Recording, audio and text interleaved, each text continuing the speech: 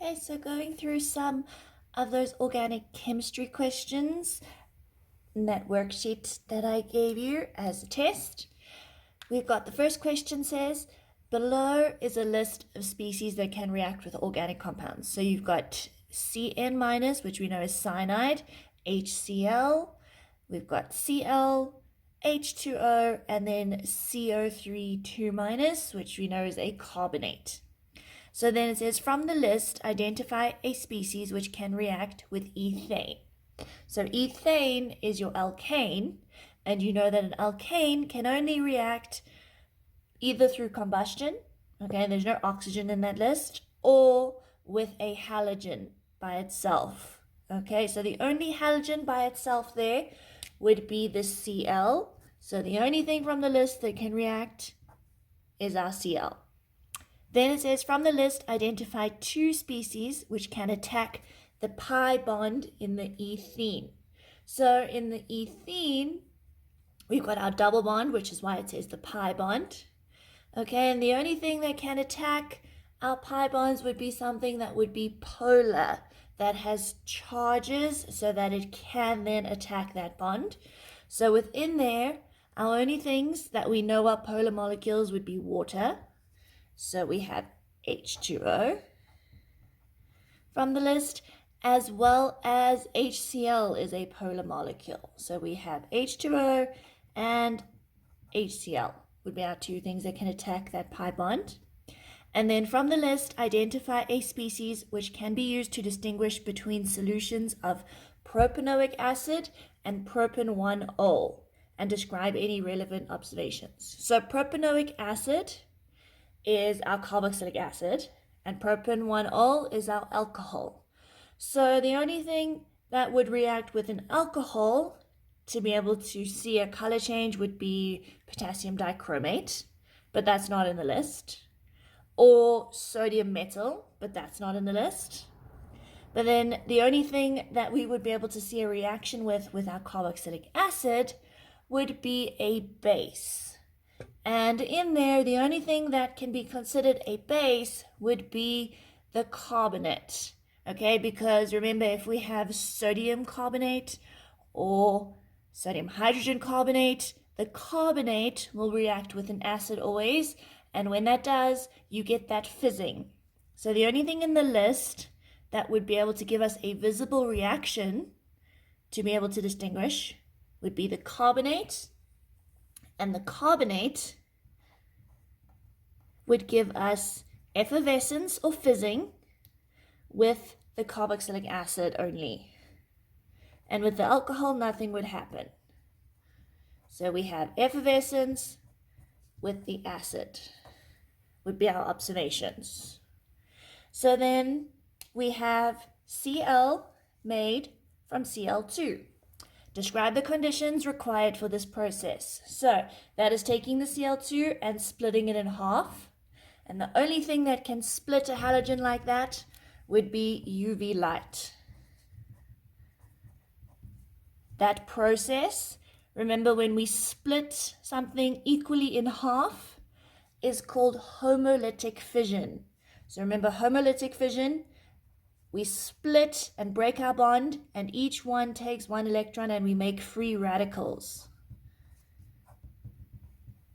Heterolytic fission is when we split them unevenly and one of them takes both electrons and the other one is left with nothing and becomes an ion. So then name the organic functional group which reacts with a nucleophile in an addition reaction. So a functional group that can react with a nucleophile in addition. The only things we know that have addition reactions would be things that have double bonds. So either straightforward double bond in an alkene, or your double bonded oxygens in your aldehydes and your ketones. Okay, because we need to break a bond to add something. But the addition reaction for alkenes is electrophilic. The only ones that would be nucleophilic would be the aldehyde and the ketone. So that's how we know that that's the answer to the question, because we know only addition reactions can be alkenes aldehydes and ketones because it's only something with double bonds. But the alkenes are electrophilic. So here our functional group would be either an aldehyde or a ketone.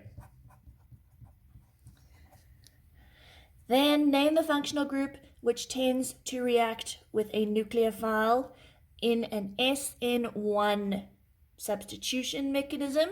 So we know that our SN mechanisms for the substitution is for halogen alkanes, but the SN1 tells us that it has to be a tertiary halogen alkane.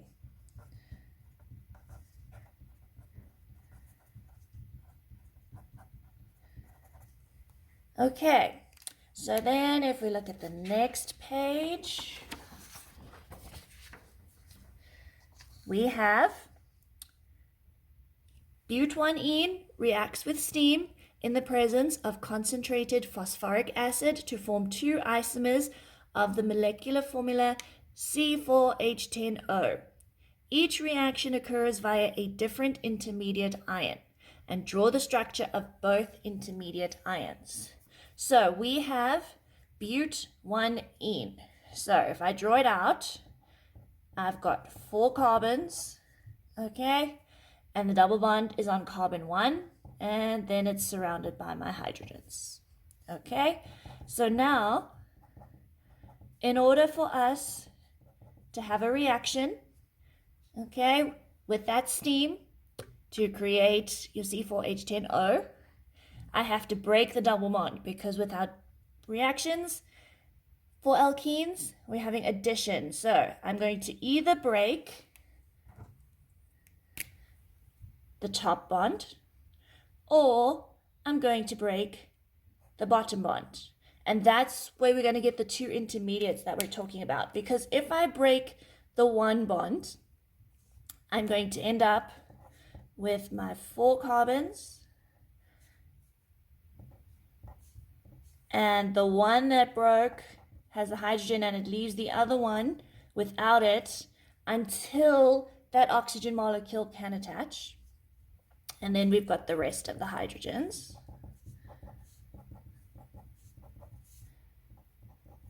Or I'm going to have broken the other one with the other carbon being left as a positive charge and the other one taking the hydrogens.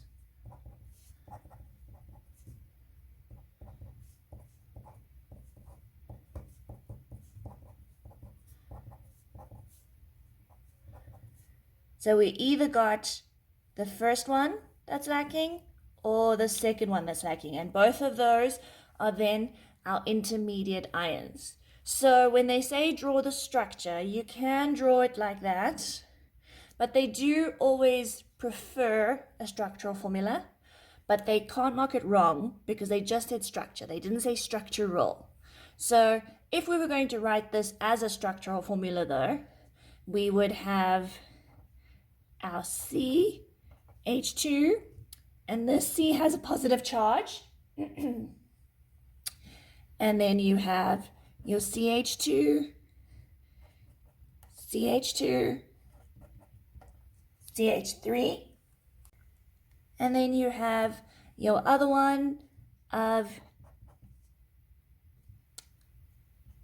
your CH3, CH, but that C has that plus, your CH2 and your CH3.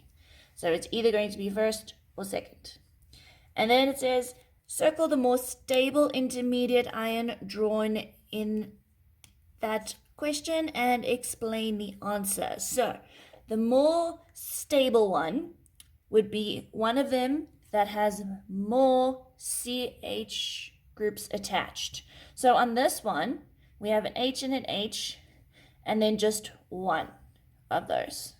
But on this one, you have your plus H, but then you have that CH group and that CH group. So there's 2 of them, whereas there's just 1. So the one with 2 must be more stable. Okay, so this one with the plus on the second carbon is going to be more stable. Okay, and the reason why is because there is more alkyl groups. So our alkyl groups are our CH groups.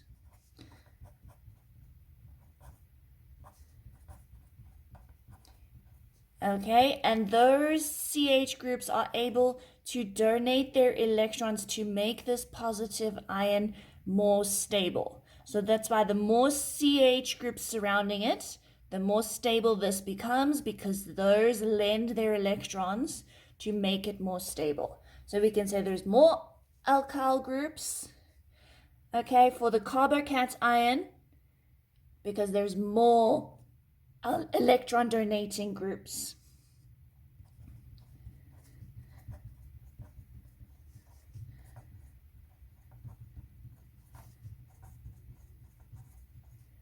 Okay, so there you get for pointing out which one it is and your explanation. So whenever you get a question about having stable intermediate ions, okay, or any type of stable ions, it's because wherever there is going to be a carbon with a charge, which we call the carbocation, if there's more carbon surrounding it, the more stable it will become. Okay, so the next question says we have 2-methyl-but-1-ene react with your acidified manganate ions under specific conditions to produce two organic compounds X and Y. X immediately reacts with the acidified manganate ions to form carbon dioxide and water, and Y has the structural formula CH3CHCOCH3. Okay, so now they give you that flow diagram, and the first thing they say is draw the structural formula of 2-methyl-but-1-ene. So, skeletal formula that they want. You can draw it out first just to make sure that you know what you're doing. So, but-1-ene means 4 carbons. Okay, on carbon 1, there's the double bond, and on carbon 2, there's the methyl. So, on carbon 2, there is your methyl, and then you fill in your hydrogens.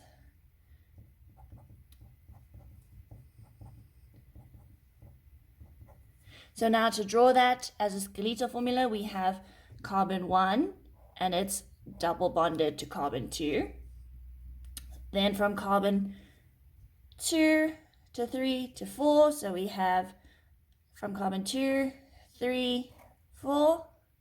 And on carbon 2, there is the side chain. So there's carbon 2 with that side chain carbon. So there is our skeletal formula.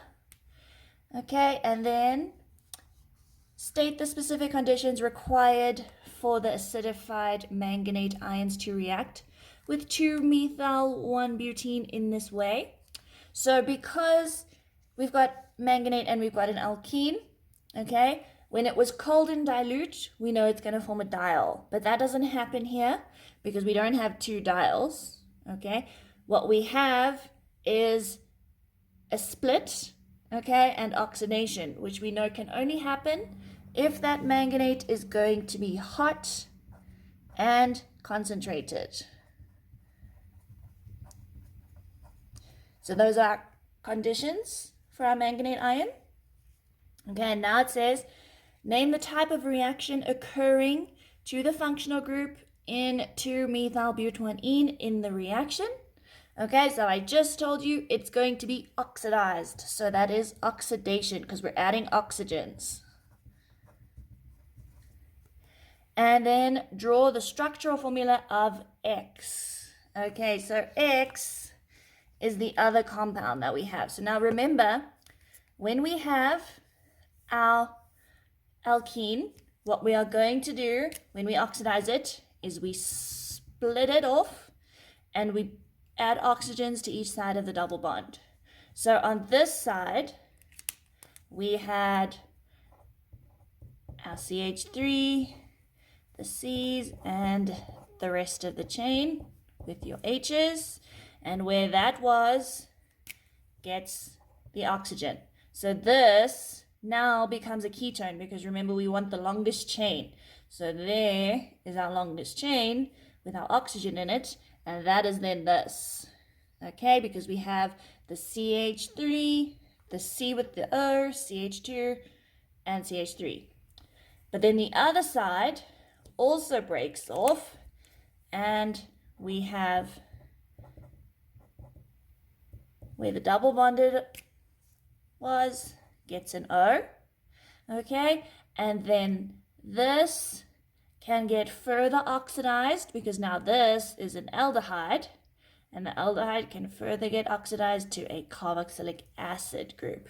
So the structural formula of X would be my C, O, OH, and an H. So I can write that as H, starting at the end, C, O, O, H, because we have that carboxylic acid in there. And then describe a chemical test and the expected observations to confirm the presence of the carbonyl functional group in Y. So anytime you see carbonyl, you must know that a test to identify a carbonyl would be using 2,4-dinitrophenylhydrazine, because remember that can identify any double bonded O group. So we can say 2,4-DNPH. You can use the abbreviation, you don't have to write out the full word. And we know that when we have a positive test with 2,4-DNPH, we get an orange-red precipitate. And that's how we know that we had a positive result. Okay, so then the next one.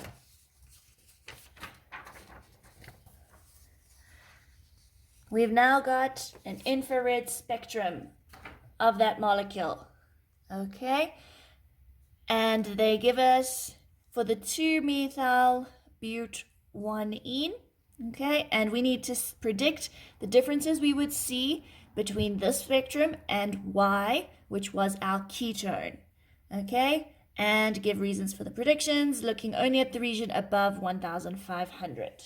So we need to then look at our table in our data booklet that we have to be able to compare what we're going to get. So the first thing we know is what functional groups are in 2-methyl-1-butene. So we have an alkene. Okay, so now we can look on our table and we can see alkenes have an absorption between 1,5 and 1,680. So we can look here and we can see there is a peak for our 1,500. So that would not be there in Y because Y doesn't have that alkene group anymore. So we can say that there would be no peak at 1,650, okay, because there is no double bond. But what we do have is a ketone group with that C double bonded O, okay, so we can look in there, okay, for our ketone group for that C double bonded O, and it means that if we look there, we would have a peak around that 1,700 mark. So we can say, but in Y, there would be a peak at your 1,740 for that C double bonded O group. Okay, and then we could also look at where our next peak is, and that next peak is around 2,800 mark. And if we look on there, we can see that that 2,800 mark comes from your CH group, okay, in your side chain, because remember that side chain is that alkane group. So that is no longer there because there's no more side chain in there. So we can say that then there would be an absence of peak at that 3,000 or 2800 mark, because there is no more CH2H group in there. Okay, so that's how we're going to compare. We're always going to say which ones wouldn't be there and which ones would be there in the different spectrums. So then we have propanoic acid is CH3, CH2, CO2H, okay, and it is reduced by LiAlH4. Write an equation to show this reaction and use square brackets H to represent the hydrogen atoms from the reducing agent. So we write down our formula.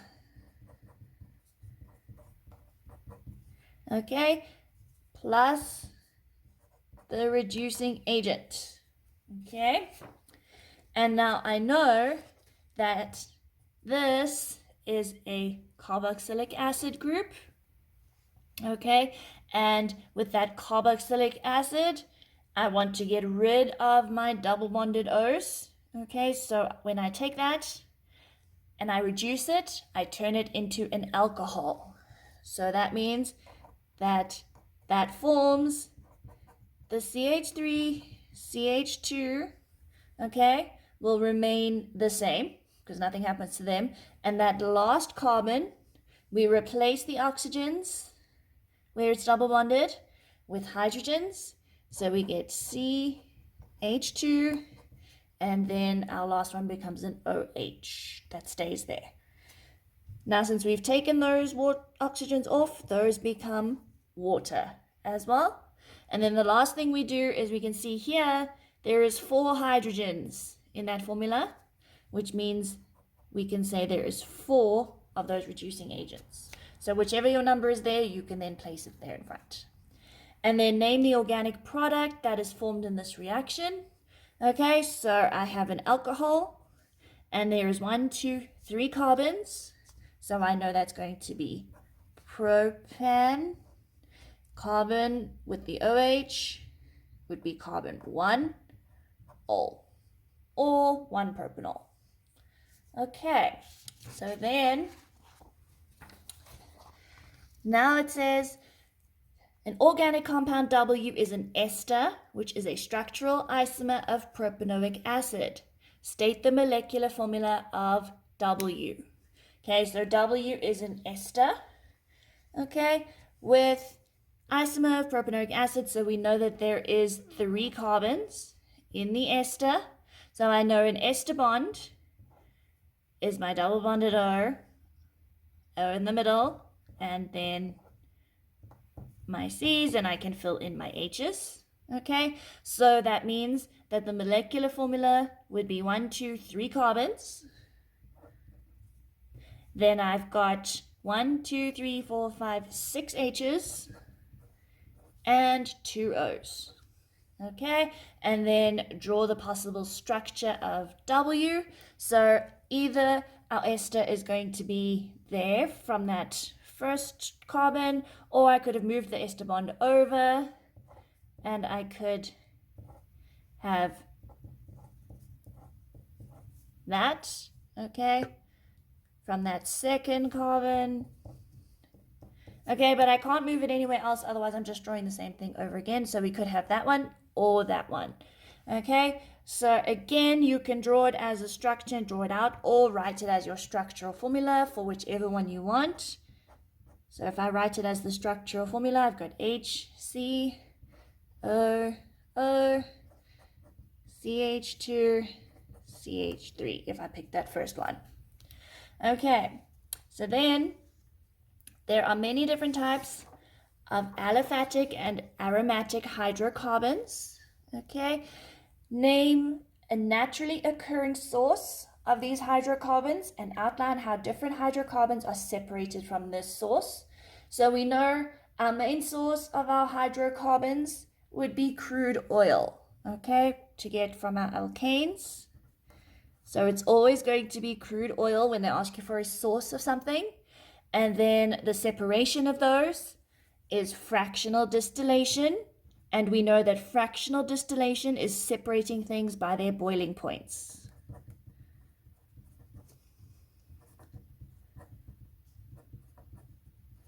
Okay, and that is, we need to include all of our things because they wanted us to outline it. So it is a separation by using boiling points.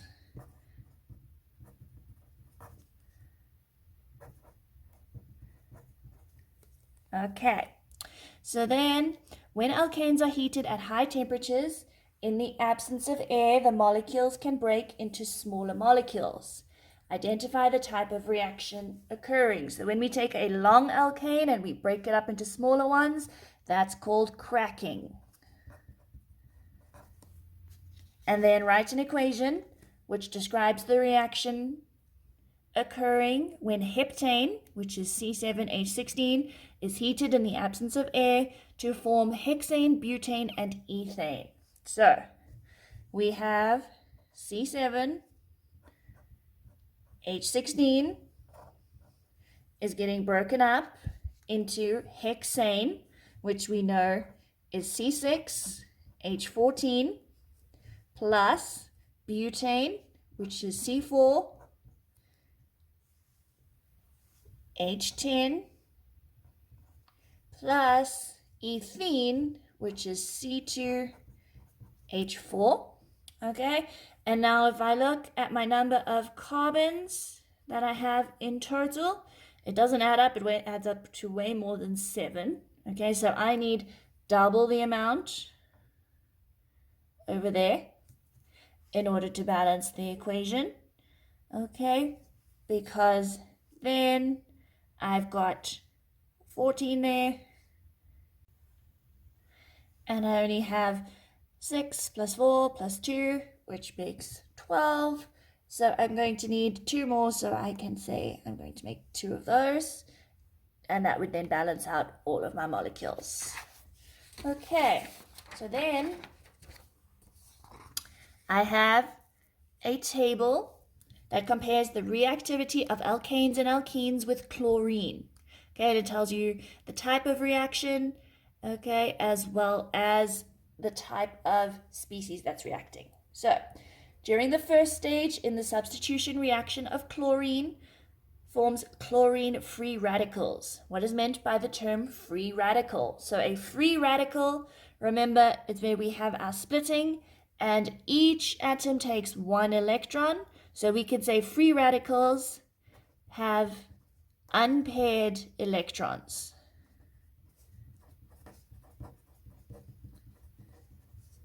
Okay, and name and explain the type of bond breaking which occurs to form the free radicals. Okay, so remember when we split it, that would be by homolytic fission. So that's the type of bond breaking, either going to be homolytic or heterolytic. Okay, and we need to explain that, which means we say 1 electron goes to each chlorine atom when it splits.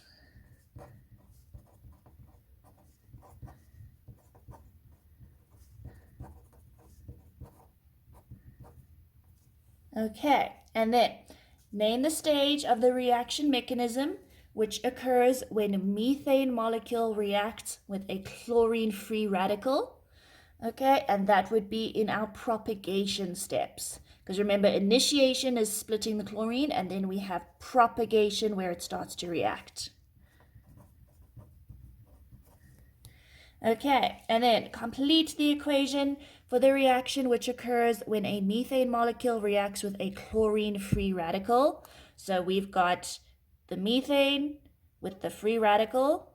Okay, the free radical takes a hydrogen and becomes HCl. And since it took the hydrogen, it leaves this carbocation with a positive H, missing that electron because when we split, we turned it into a free radical over there. And then carbon atoms can form sigma and pi bonds, okay, with hydrocarbon molecules. And explain the following statement with reference to sigma and pi bonds. Alkenes react with electrophiles, but alkanes do not. Okay, so to explain the statement, The first thing we need to do is explain sigma and pi bonds in terms of alkenes and alkanes. So we know that alkanes only have sigma bonds. Okay, whereas alkenes have sigma and pi bonds. Okay, and now electrophiles can only attack pi bonds because they're only attracted to pi bonds. So that's why we can say that they only attack the alkenes because they're the only ones with pi bonds. So we can say electrophiles only attracted to or attack to the pi bonds. And that's how we would answer the question. So you always start with explaining which one have sigma and which ones have pi, and then which gets attacked, because only pi bonds like to get attacked. Okay, then we have many naturally occurring esters are used as flavorings in food, and then they give you the structure of ester V shown. Okay, and the first thing we have to do is name V. So we count up our carbons. So over here I have 1, 2, and there's my ester bond. And on this side I have 1, 2, 3. And you know that wherever the double bond is, that came from the carboxylic acid. So on this side, we have our carboxylic acid that contributed to the ester. And on this side is where we came from the alcohol. Where we have the alcohol, that becomes ile, and where we have the carboxylic acid becomes enoate. So from the alcohol, there's 1, 2, 3 carbons. So that means we're going to have prop, because it's 3, and we turn it into ile. And then from the carboxylic acid, there was only 1, 2 carbons, which we know is eth. And we form enoate from where the carboxylic acid was. So that becomes ethanoate. And there's the name of our ester. So then we have V reacts with a reagent to form a salt of a carboxylic acid and an alcohol. Identify the reagent that could be used in this reaction. So to form a carboxylic acid and an alcohol from the ester, it means we have to split that ester bond. And the only thing we know that can split our esters is going to be a base. So the reagent could be NaOH because it's something that is basic. Then draw the displayed formula of the alcohol that's made during this reaction. So remember where we split it, that's the alcohol side, so that's 3 carbons. Okay, with the H's all around. And the alcohol. Now, when they say draw a displayed formula, remember that is showing all the bonds, but that includes showing the bond between the O and the H. We have to show every single bond in there. So just don't forget to always also show that one. And then state one possible use for V apart from food flavoring. That would be perfumes and solvents.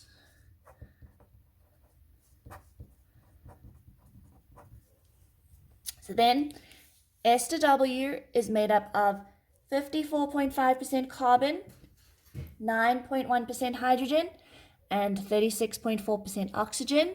Calculate the empirical formula of W. So for empirical formula, we write down our carbons, hydrogens, oxygens.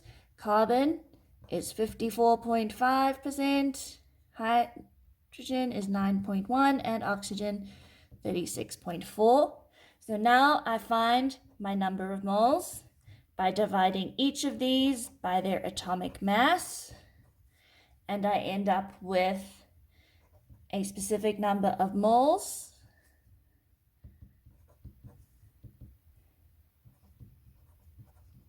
And then I need to take each of those number of moles and divide them by the smallest one.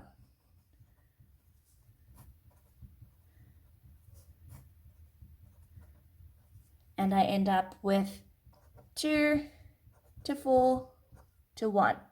So that means I have C2H4O as my empirical formula. And then state what additional information is required to determine the molecular formula of W. So for a molecular formula, I have to have a molecular mass. Otherwise, I won't be able to know what to multiply this by. So I am missing the molecular mass, which is the MR. Okay. Then I have halogen alkanes react with a number of different reagents in nucleophilic substitution reactions. So a sample of potassium cyanide dissolved in ethanol is added to a sample of 1-bromobutane, okay, and heated under reflux. A nucleophilic substitution reaction occurs and compound A is formed. Name compound A. Okay, so I have 1-bromobutane. So I have 4 carbons. Okay, they tell us it's CH3, CH2, CH2, and bromine. Okay, and now I am undergoing a substitution reaction with potassium cyanide, so I know that I'm going to take that away and replace it with the cyanide ion. So now this compound A is now a cyanide, so there's a nitrile. Okay, and now I've got 1, 2, 3, 4, 5 carbons because I've added that extra one. So its name now becomes pentane nitrile. Okay, what is meant by the term nucleophile? So a nucleophile has a pair of electrons to donate.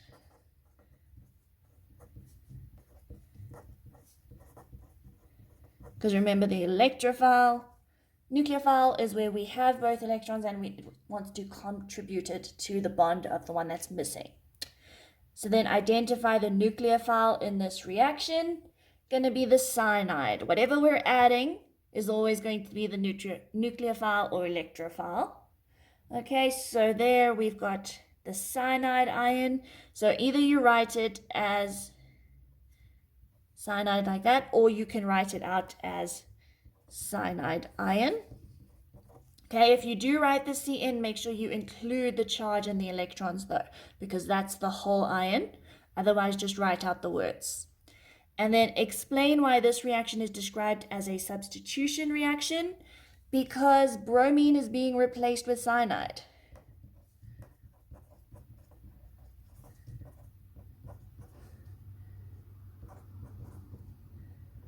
Okay, and then state the reagents and the conditions needed for that bromobutane to react and form an amine. Okay, because now there's NH2. So in order to get an amine, my reagent needs to be ammonia. Okay, and my conditions need to be heat and pressure. Okay, whenever we're doing something, always going to say heat. Okay, either heat and reflux or heat and pressure are usually your most standard conditions. Okay, so those were all the questions that we had to go through. So hopefully that makes organic chemistry a little bit easier.